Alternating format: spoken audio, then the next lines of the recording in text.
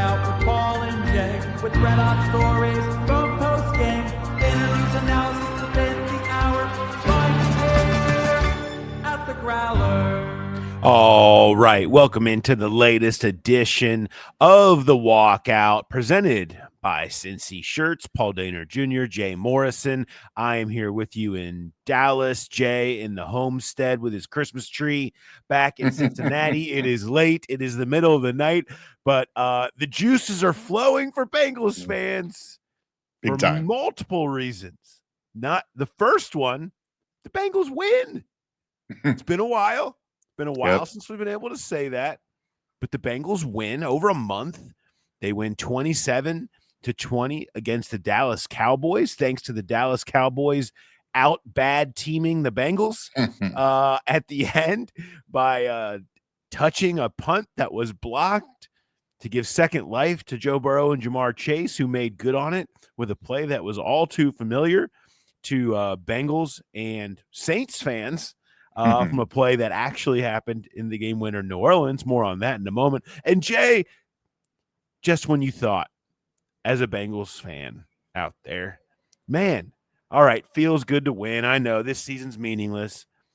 A wild, juicy post game occurs where we have one Joe Burrow stating that he has plans and he's confident in them, that he's going to keep this trio together.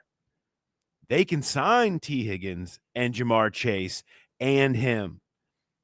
The quote was, "We don't know. Those discussions are ongoing. I am confident we are going to be able to do what it takes to bring T back, that I'm going to do what it takes to get him back, and so is he." We've had those talks.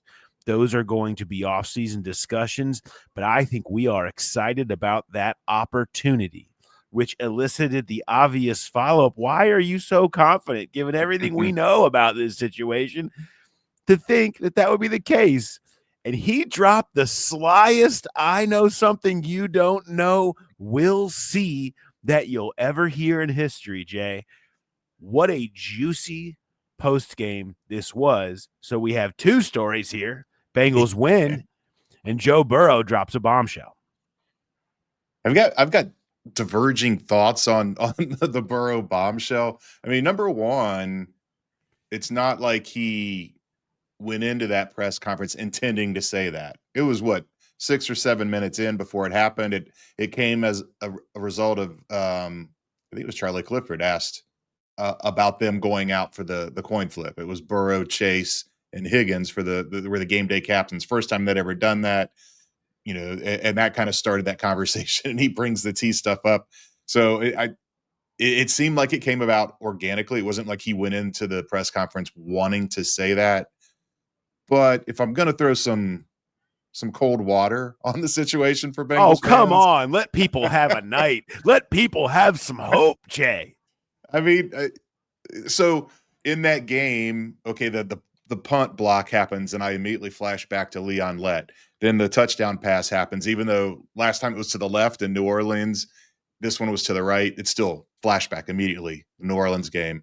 And then that Burrow quote, immediately flashback. I went back, his season-ending press conference last year, January 8th, he said this: "I expect T to be back. I think that's the sentiment in the locker room. We all want T back. We know what kind of player he is. We know what kind of person he is. He's what a Bengal is all about. So we'll see. But I think we should have a good opportunity." Well, he did come back. It was franchise tag. What do you mean? He came back. He was talking, and it was in reference to signing him to an extension, not so much just franchise tagging him. And the extension talks never really went anywhere. He did come back, but that wasn't what he was referencing. He wasn't referencing franchise tag. He was referencing getting him locked up long term. So just something that he's done this before. He's talked about his confidence in that before. I don't know. Maybe there is some backdoor stuff going on behind the scenes, but weird time to drop it. But again, if you were a Bengal fan, you had to love hearing that. Much more I want to get to on that, on the dynamics of how it came up and some of the other things that Burrow and Chase and Tee Higgins had to say on all of this. It became a going from one to the other. Did you hear what Joe said? Did you hear what Joe said? Did you hear what T said? It became a whole thing. We kind of made our way through the locker room. So I want to get more into the dynamics of how that all broke down afterwards. And of course, we want to get into the game. We want to talk about the finally getting a 1-score win. We're going to talk about that punt. I want to talk about Chase Brown. We have to talk about Jamar Chase's stats, which are just off the charts Insane. at this point, the year that he's having as they force-fed him tonight, 14 for 177 and the 2 touchdowns. So there is a lot to get to. And remind you, we're presented by Cincy shirts, though, first.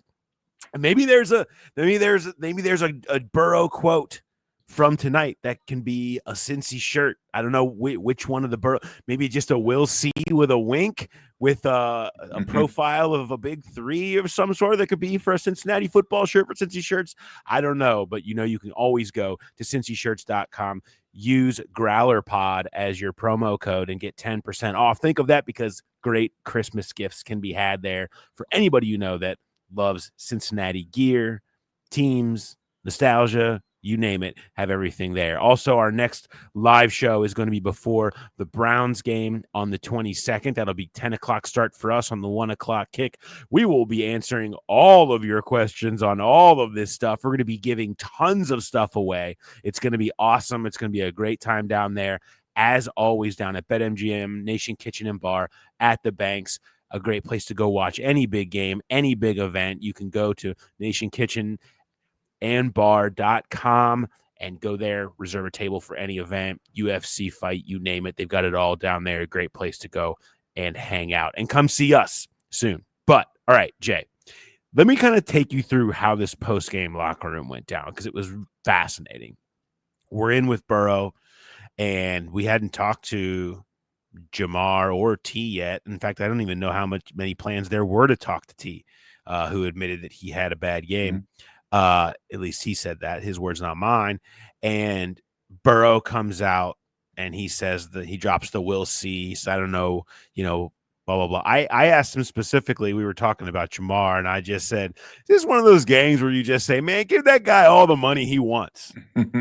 And his point was, let's see, he said here, where is, I got to make sure I get it exactly. I've been saying that for a long time. He's a special player. He continues to make plays after the catch. Before the catch, you get him the ball. He makes plays. He deserves all he's going to get and more. Yeah. It's late. Yeah. I'm dying. I mean, that quote stood out to me too. And Jamar obviously wanted to get the extension last year. This is, you can't draw it up any better to come in and have this kind of season, and his value is just going to blow through the roof. And Joe's right. He deserves everything he's going to get. He is just an incredible difference maker out there. It's one thing to be doing some of those things down the field, but how many times do you have to see it where you just throw a short pass, he makes one move and outruns the rest of the defense? Yeah, so kind of went on to say, I was sort of asking, like, if you could ever imagine a world not playing with Chase. I mean, from LSU to here, he's kind of always had that. And he said, yeah, I don't want to have that. We feed off each other. We make each other better. He's a really smart player. It's tough to take him away, blah, blah, blah. Hopefully we can play together for as long as we are in this league together. That was kind of the theme of the night. So Joe says all of these things that we've got, and we're all kind of looking at each other like, Joe just say that? Is Burrow really saying all this right now? And he kind of did. And he wasn't really backing away from it after he left the podium either. And so where's T, right? It's time to go find T. And he's sitting over in some corner by some weird window where they, I don't know, serve food or water or something, but it's empty at the time. He's just sitting over there. I think he was waiting on Jamar maybe. And so time to go talk to T.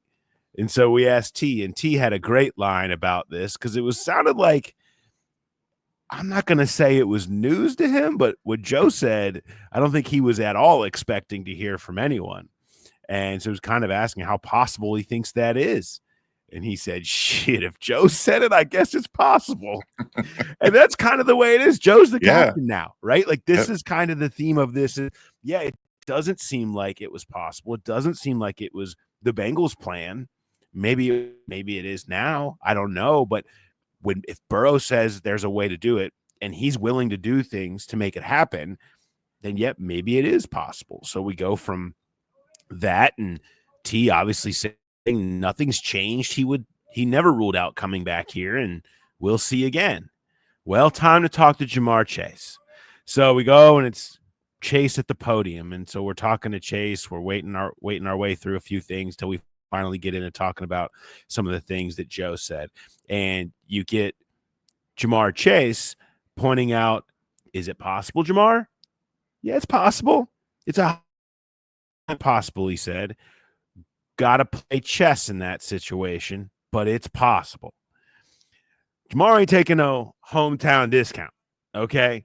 His price has never been higher. Tee Higgins is about to be the number one player in free agency, okay? His price is going to be incredibly high. You are going to be bidding against the rest of the NFL, theoretically. Maybe you're thinking of some sort of second tag situation, but I'm not going to get into that at 2:30 a.m. on a Tuesday morning. But all of that to me is Jamar saying, yeah, I mean, you got to do a lot of stuff. My line from my story is, in this case, chess would involve the king making a move.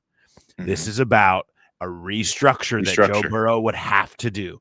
There is no way that what Burrow's discussing and suggesting here happens if Burrow doesn't have a plan of changing his contract, of changing some sort of guarantees situation, of kicking some money over directly to Tee Higgins, because that is the problem. It's not like you're just talking about doing these things with these three guys. You also have a truly awful, historically bad defense to fix. Okay? So there's a lot of holes that they have to fill, and the idea of spending all of this money on these two guys sounds great. Sounds good to say after a nice, happy, feel-good win here at AT&T Stadium. But in the reality, is that the Bengals plan? Well, I don't know that it necessarily can be without Joe Burrow changing some things dramatically. His cap hit leaps from 29.5 to 46.3 next year.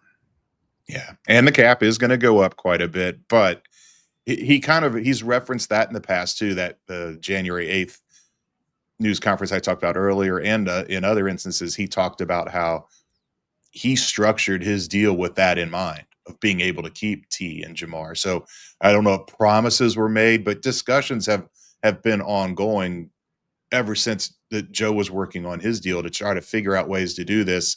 And now that you can do that, right? I mean, I know you can't sign an extension within a year of a previous extension, but you can restructure anytime. There's nothing to stop him from doing Players that now. Are restructuring every year in some of the, there is no limit.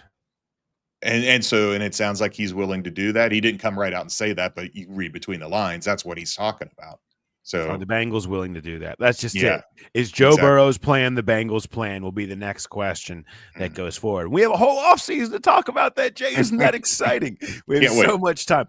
But this is what an interesting wrinkle, though. I mean, this is into that whole, because it felt a bit like a foregone conclusion. And then at the coin toss tonight, you get the three of them out there, and all of them admitting it was a bit of a moment for them. So maybe there was a little bit of Joe and everybody in his emotions after this tonight.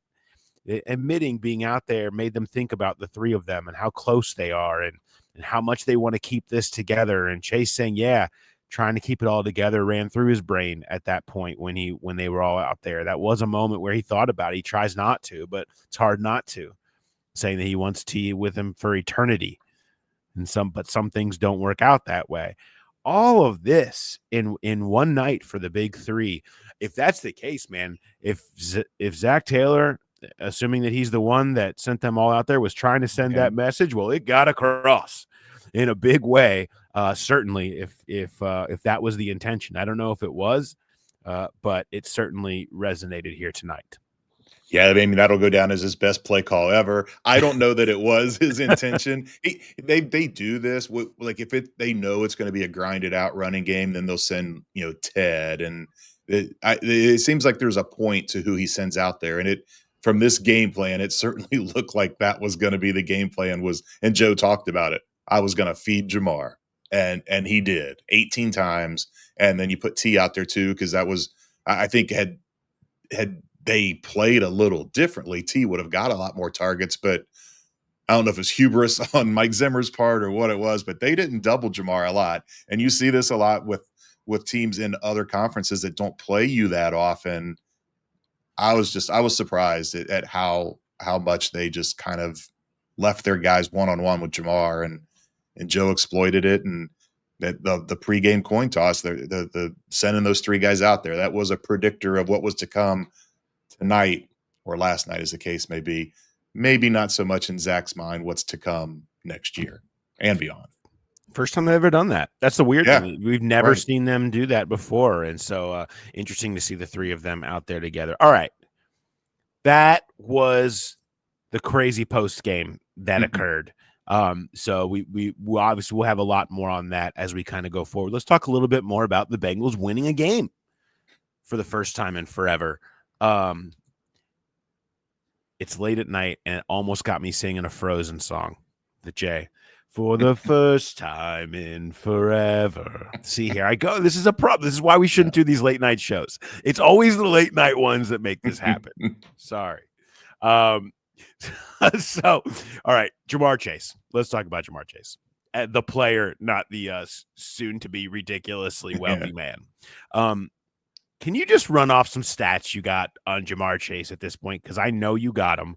They are all mind-blowing right now. He crosses 5,000 in this game. How about that? Yeah, so he now has 93 catches. That's 6 more than anybody else in the league. He's got 1,319 yards. That's 149 more than anybody in the league. Got 15 touchdowns. That's 6 more than the next closest. There's 2 guys tied with 9. It's just insane. And then you look at what kind of pace he's on. He's on a pace for 122 catches. That would be 14th most of all time. He's on pace for 1,725 yards.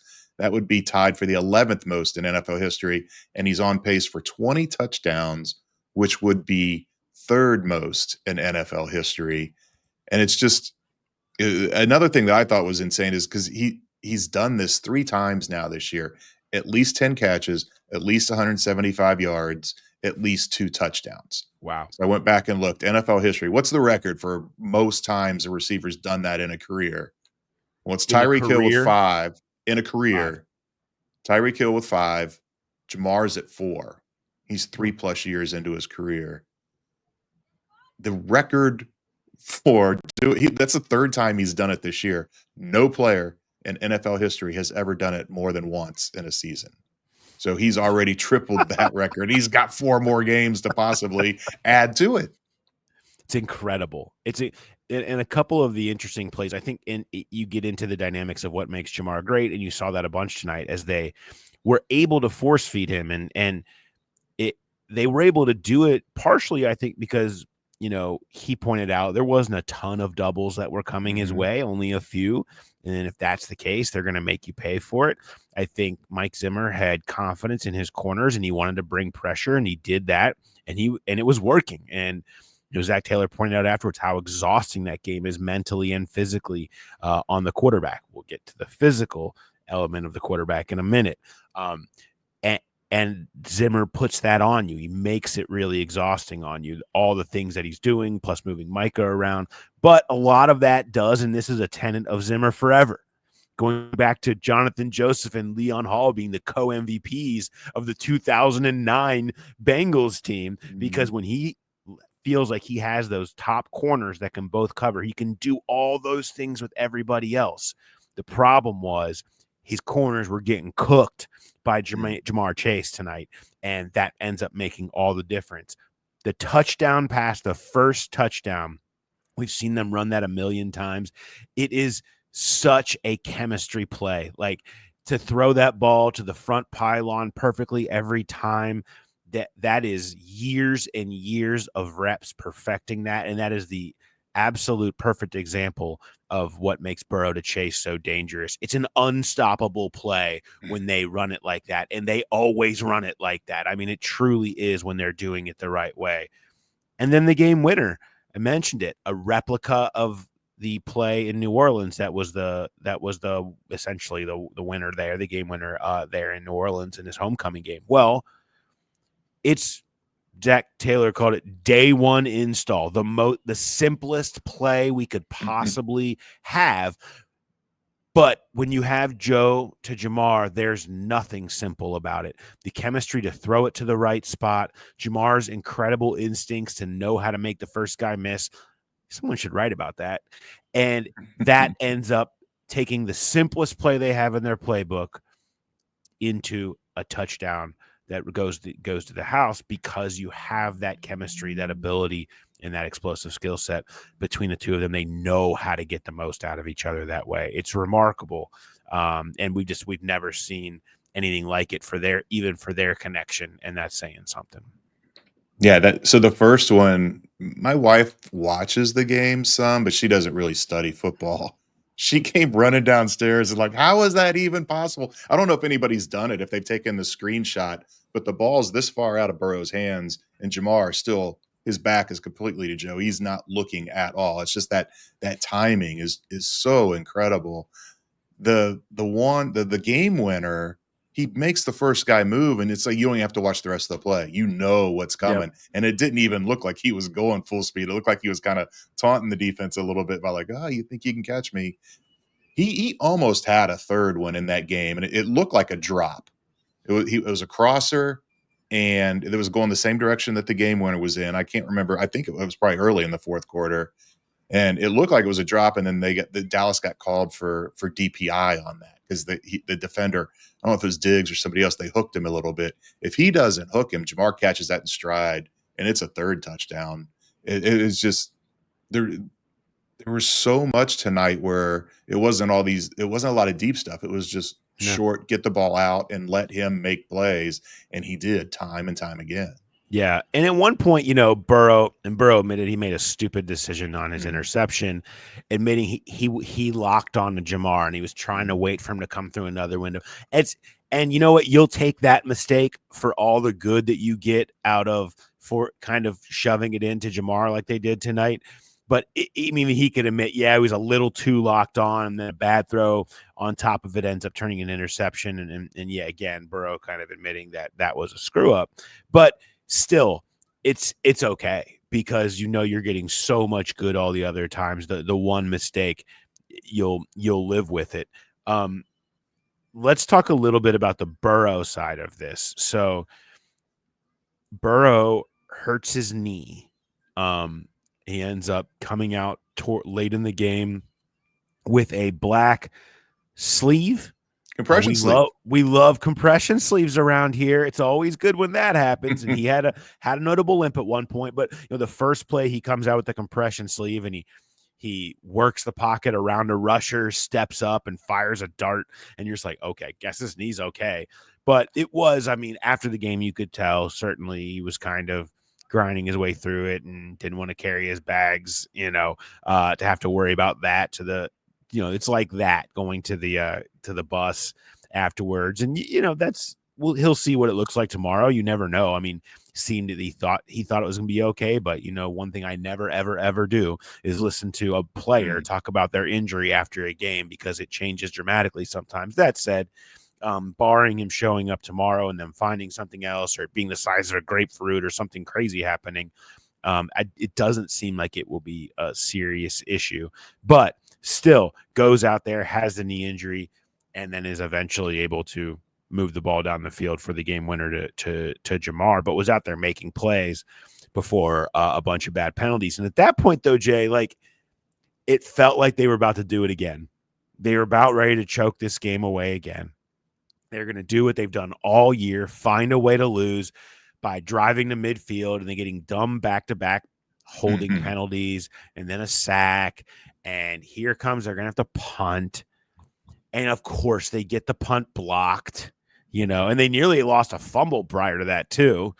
And then Burrow had the fumble and the face mask the referees miss. All of this is happening. Like all the mistakes that have been happening all year, this stuff is just kind of like it's happening again. It felt like every other Bengals game until one dumb play by the Cowboys and they outdumbed the Bengals.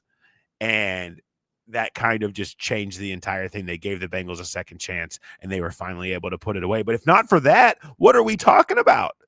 We're talking about the Cowboys going and kicking a field goal to win the game at the end of regulation, almost certainly. That felt like that was definitely going to be what would happen next. All you got to do is not touch the punt, but they touched the punt. Yeah, because they would have had it on their side on the Bengals side of the 50, and less than 2 minutes to go. Very easy to run out the clock, and it would have been a good chance for the defense to try to step up and win that game. They played better in this game than they have in most games this season, but still, I don't think anybody wants to sign up for that, to have the game resting on the defense's shoulders. So it was a huge break, and Zach admitted, a lucky break. He'll take it. And Burrow seemed kind of surprised too, like, oh, I can't believe we got a break. They have been far and few this season. But yeah, just a brutal play. And I have not seen the quotes from the Cowboys. Micah Parsons did not look happy at all. He walked off before the game was even over. I'm sure frustrated by that. But again, Micah Parsons, you look at the stat sheet, no tackles. A heck of a job. Amarius Mims. Yeah. I mean, there was a lot to like about this game, but you're right. It did look like it was going to come down the same script that so many of these other ones did. And, whether it was a lucky break or not, they did finish. They found a way to finish, and that's what they've been itching for all season. And 61 seconds left, you get the game winner.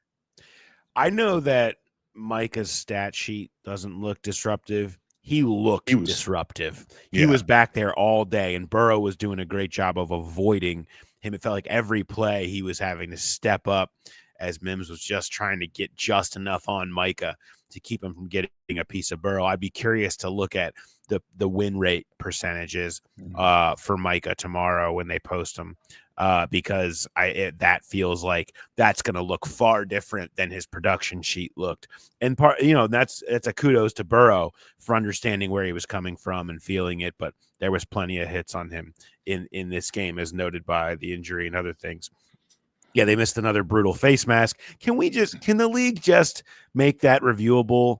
I mean, first of all, there should be a number of penalties can be reviewable. I know judgment calls and things like that. You don't want to bring reviews into there. And I'm just saying, make them challengeable. Things like it is hard to see when there's a mix and there's a bunch, but the dude's getting his head torn around sideways. This is the third time in the league this year we've seen that in major spots that I can think of. Twice to Burrow, one Sam Darnold game, and it's just ridiculous. It's the type of thing that should be easy to say, look, a flagrant face mask should be the type of thing that they can come in and be like, yes, that's an obvious face mask that was missed, and that should be. It's just people get hurt that way, man. Like, ask Ken Anderson about that one, right? Like, that stuff happens, and Burrow looked like he was about like that in that one, and again they miss it. It's crazy how he can't get a call, but it's time. Like, the league just needs to fix that already. Yeah, I think there was one in the Thursday night game too between the Packers and the Lions, a really bad one that they just missed. And so, yeah, it doesn't make sense, especially with expedited review now. You wouldn't have to go to a whole look in that you just call in from New York and be like, yeah, you guys missed that. Add 15 on. I know it's tough to swallow for the team that's getting penalized, but if it's a foul, it's a foul. It's a foul. It's a foul.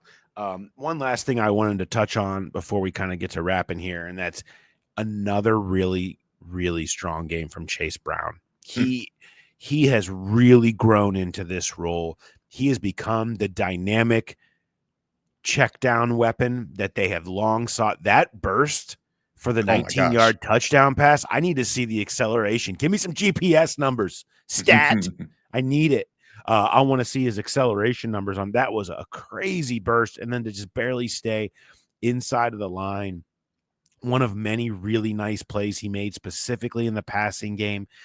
Jay, I think you had it. Was this his fifth game over 100 scrimmage yards this year? Yeah, third in a row. Yeah, third in a row. Fifth of his career. Third in a row this year. He is consistently getting over 50 yards receiving in these games right now, and you can see it. They've got such faith getting the ball to him.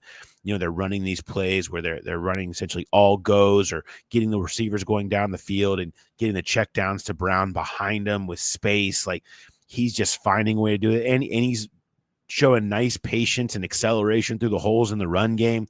A solid efficiency for him in both. He's just really become a dude. Like, he's become a feature back that is so dynamic, and that's been the case no matter who they have been playing. You get him, whether it's Zach Moss coming back or with some other compliment in the draft or free agency next year, maybe a big body back he could use. Give him a nice compliment that can play at 25% to his 75%. But you have to love everything Chase Brown has done. He's become a dude here over this time where he's had to take over the full load.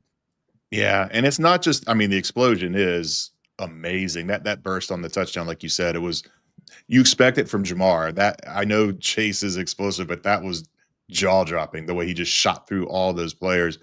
But he run, for a guy his size, he runs tough between the tackles too. And a lot of times you're just holding your breath thinking, oh, he's one shoestring tackle away from taking it all the way.